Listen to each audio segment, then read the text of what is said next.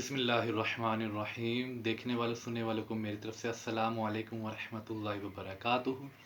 एक सवाल आया कि कुर्सी पर बैठकर कैसे नमाज़ पढ़ी जाएगी अगर कोई शख्स सजदा करने पर कादिर नहीं है।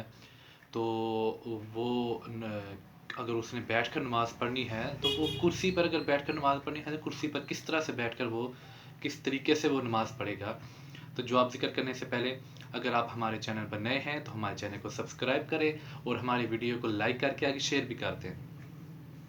तो सवाल ये था कि अगर कोई शख्स सजदा नहीं कर सकता, वो खड़े होकर भी नमाज नहीं पढ़ सकता, सजदा भी नहीं कर सकता, तो अब उसने बैठकर नमाज़ पढ़नी है, कुर्सी पर बैठकर नमाज़ पढ़नी है, तो वो किस तरह से उसका तरीक़ाकार क्या है, किस तरह से वो कुर्सी पर बैठकर अपनी नमाज को अदा करेगा।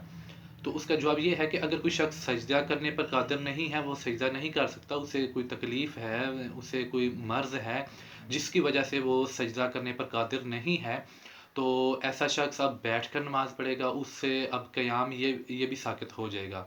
अफ़ज़ल ये है कि वो बैठकर नमाज़ पढ़े और उसके लिए अफ़ज़ल ये है कि वो ज़मीन पर बैठकर नमाज़ पढ़े। सबसे पहले तो ज़मीन पर बैठकर वो नमाज़ पढ़े।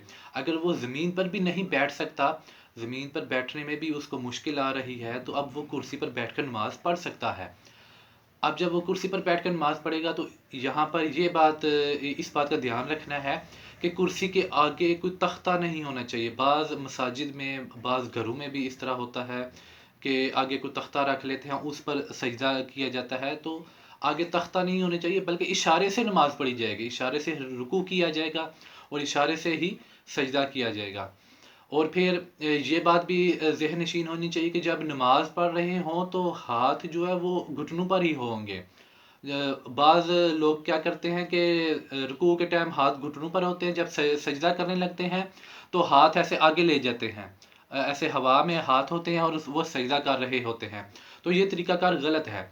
हाथ रुकू में भी घुटनों पर ही रहेंगे और सजदे में भी घुटनों पर ही रहेंगे। बस इसका फ़र्क ये होगा कि रुकू में आप थोड़ा सा नीचे होंगे और सजदे में जितना आप रुकू में नीचे हुए और सजदे में उससे ज़्यादा थोड़ा और नीचे हो जाएं। तो इस तरह से आपका रुकू और सजदे में थोड़ा फ़र्क आ जाएगा कि रुकू में आप थोड़ा झुकेंगे और सजदे में आप थोड़ा ज़्यादा झुकेंगे, लेकिन हाथ जो है वो आपके घुटनों पर ही होंगे। तो इस तरह से आप कुर्सी पर बैठकर नमाज़ पढ़ सकते हैं। अगर आप मस्जिद में जमात के साथ नमाज़ पढ़ रहे हैं तो आपने जब सफ़ के दरमियान में कुर्सी लगाई है या सफ़ के साइड पर कुर्सी लगाई है, तो बाज़ लोग क्या करते हैं कि जब वो कुछ नमाज खड़े होकर पढ़ लेते हैं और जब रुकू करना होता है या सजदा करना होता है वो बैठकर नमाज पढ़ लेते हैं। तो अब ऐसा शख्स जो सजदा करने पर कादिर नहीं है, वो कुर्सी पर बैठकर नमाज पढ़ रहा है, तो अब उसके लिए ये अफजल है कि वो बैठकर ही नमाज पढ़े, क्योंकि इससे वो सफ़ के दरमियान में एक अजीब सा लग रहा है कि वो जब वो खड़ा होगा तो वो सफ़ से आगे निकल जाएगा। तो कतई सफ़ का भी ये बायस बन रहा है।